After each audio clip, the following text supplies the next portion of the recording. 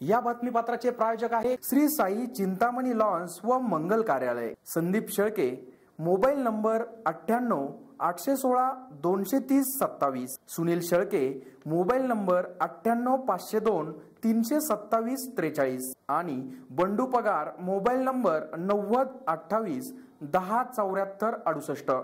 शिर्डीचे साईबाबा यांचा भक्त परिवार संपूर्ण महाराष्ट्रात तर आहेतच, त्याचप्रमाणे देशाच्या कानाकोपऱ्यातून भक्तांचा ओघ साईंच्या ओढीने शिर्डीकडे धाव घेत असतो। सबका मालिक एक या आपल्या सर्वधर्म समभावाचे प्रतीक असलेल्या साईबाबांच्या चरणांचे दर्शन घेण्यासाठी भाविक पायी चालत साईनाम स्मरण करत मोठ्या भक्तिभावाने पदयात्रा काढतात। दत्त जयंती या वारी उत्सवासाठी निघालेल्या साई भक्तांनी सिन्नर शिर्डी महामार्ग फुलून गेला आहे। पायी शिर्डीला जाऊन साईबाबांचे दर्शन घेणे म्हणजे भक्तांसाठी त्यांच्या भक्तीची परीक्षा। मुंबई गुजरात राज्यातून हजारो भाविक पायी पालखीने शिर्डीकडे जात असतात। 11 डिसेंबर रोजीच्या दत्त जयंती या वारी उत्सवासाठी लाखो भाविक श्री क्षेत्र शिर्डीत दाखल होतात। ऊन वारा पाऊस याची तमा न बाळगता भाविक शिर्डीकडे पदयात्रेने दाखल होतात। ठिकठिकाणी या पदयात्रेतील भाविकांसाठी विविध नियोजन होत असते।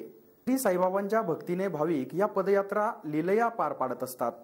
यामुळे सिन्नर शहर व शिर्डी महामार्ग साई भक्तांनी फुलून गेल्याचे दिसत आहे। गुजरात मुंबई या भागातून शेकडो किलोमीटर चालणारे भक्त त्यांच्या भक्तीचा प्रत्यय देतात। अतिशय भक्तीने व धार्मिकतेने निघणाऱ्या या पायी पालख्या भक्तीचे श्रद्धेचे एक अनोखे उदाहरण। साई सेवा मंडळाच्या निघालेल्या या पालख्यांनी तर संपूर्ण सिन्नर तालुका साईमय झाल्याचे दिसत आहे। साईंची पालखी खांद्यावर असली व मुखी साईनाम असले तर साईभक्त हजारो किलोमीटर अंतर देखील आनंदाने कापतात। आपल्या भक्तीची परीक्षा देतात, ती केवळ श्री साईबाबांवरील प्रेमामुळे। भक्तीला धर्म आणि कुठलीही जात व पंथ आड येत नाही। इतकेच काय, शारीरिक अपंगात्वावर मात करतही भक्त पदयात्रेत सहभागी होतात। SN न्यूज साठी अक्षय गायकवाड। साईराम, आमचं नियोजन आम्ही आता 1 महिन्याच्या आधीपासून करतोय। 4 तारखेला आम्ही संध्याकाळी 4 वाजता खारेगावातून निघालेलो आहे। पहिला मुक्काम आमचा वालशिनगाव म्हणजे 16 किलोमीटर आमचा पहिला मुक्काम होता रात्रीचा। त्याच्यानंतर दुसऱ्या दिवशी 5 तारखेला सकाळी पडगा गावाच्या 2 किलोमीटर पुढे मिठू धाबा म्हणून दुपारचा आमचा तिथं मुक्काम होता। तिथनं आम्ही संध्याकाळी शापूर गावी रात्री 5 तारखेला आमची वस्ती झाली। 6 तारखेला आम्ही खर्डी गावाच्या इथं दुपारचा मुक्काम करून 6 तारखेला संध्याकाळी कसारा घाटाच्या खाली आमची वस्ती झाली।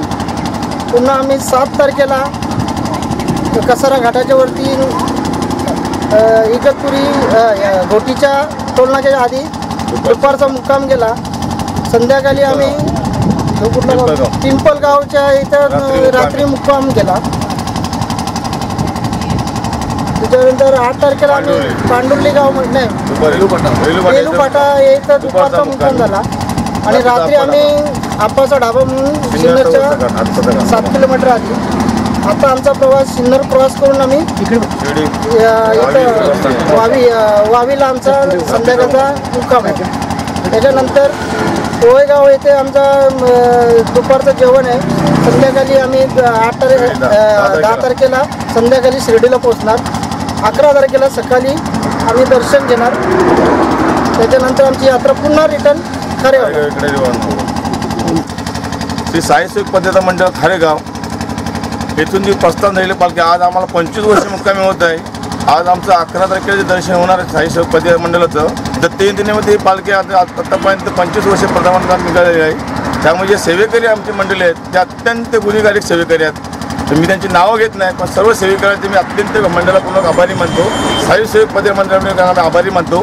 आत्ता पण त्यांनी आम्हाला सेवे जी केलेली आहे ती चांगली मनपूर्वक सेवा केलेली आहे। ओम साईराम। आमच्या 90 आम्ही पदयात्री 60 आहोत आणि सेवेकरी आमचे 20 असून 20 ते 30 आहेत। त्याच्यामुळे आमची 90 संख्या आहे।